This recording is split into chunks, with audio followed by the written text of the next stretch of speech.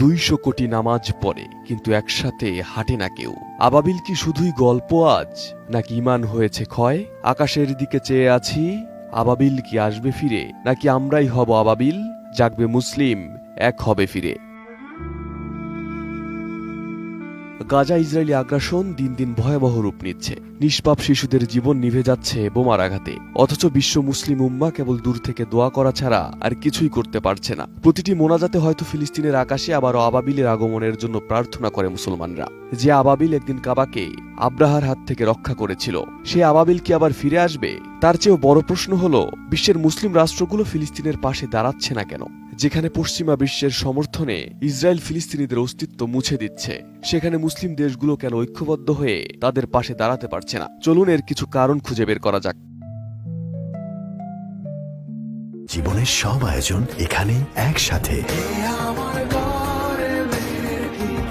মুসলিম দেশগুলোর ঐক্যবদ্ধ হতে সবচেয়ে বড় বাধা ভূরাজনৈতিক স্বার্থ এবং বিভাজন। সৌদি আরব, সংযুক্ত আরব আমিরাত, মিশর, তুরস্ক ও পাকিস্তান সব দেশের নিজস্ব ভূরাজনৈতিক স্বার্থ রয়েছে। অনেক দেশ ইতোমধ্যে ইসরায়েলের সঙ্গে কূটনৈতিক সম্পর্ক স্থাপন করেছে। তাদের মধ্যে রয়েছে মিশর, জর্ডান, মরক্কো, বাহরাইন ও আরব আমিরাত।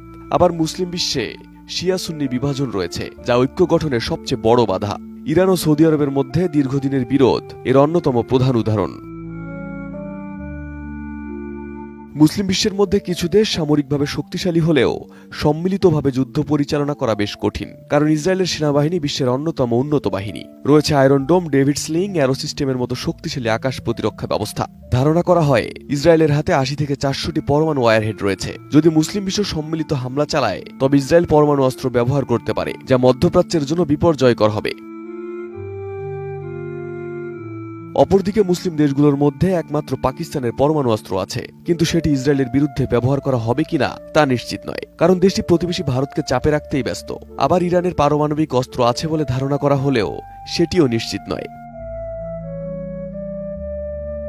যুদ্ধে জড়ালে ইসরায়েল সরাসরি পশ্চিমা বিশ্বের সমর্থন পাবে, কারণ ইসরায়েলের পেছনে রয়েছে যুক্তরাষ্ট্র, ইউরোপীয় ইউনিয়ন ও ন্যাটো। যুদ্ধ হলে যুক্তরাষ্ট্র শুধু অস্ত্র নয়, সরাসরি সামরিক সহায়তাও দিতে পারে। সেই সঙ্গে মুসলিম দেশগুলোর বিরুদ্ধে অর্থনৈতিক নিষেধাজ্ঞা ও সামরিক প্রতিরোধ গড়ে তোলার সম্ভাবনাও প্রবল। অন্যদিকে মধ্যপ্রাচ্যের দেশগুলোর অনেকের অর্থনীতি পশ্চিমা বিশ্বের উপর নির্ভরশীল। সৌদি আরব, সংযুক্ত আরব আমিরাত, কাতার সহ অনেক দেশ ইসরায়েলের সঙ্গে বাণিজ্যিক সম্পর্ক তৈরি করেছে। সরাসরি যুদ্ধে জড়ালে এসব দেশের অর্থনীতি মারাত্মকভাবে ক্ষতিগ্রস্ত হতে পারে। মূলত এসব কারণেই মুসলিম দেশগুলো ঐক্যবদ্ধ হয়ে ফিলিস্তিনের পাশে দাঁড়াতে পারছে না। কিন্তু মুসলিম জাতির ঐক্যবদ্ধ হওয়া ছাড়া দখলদার ইহুদিদের হাত থেকে মুক্ত হওয়ার সম্ভাবনা নেই ফিলিস্তিনিদের।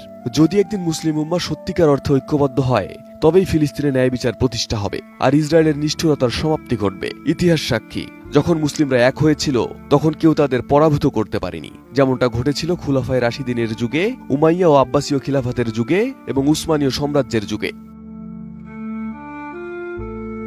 Arif Hasan, ATN news.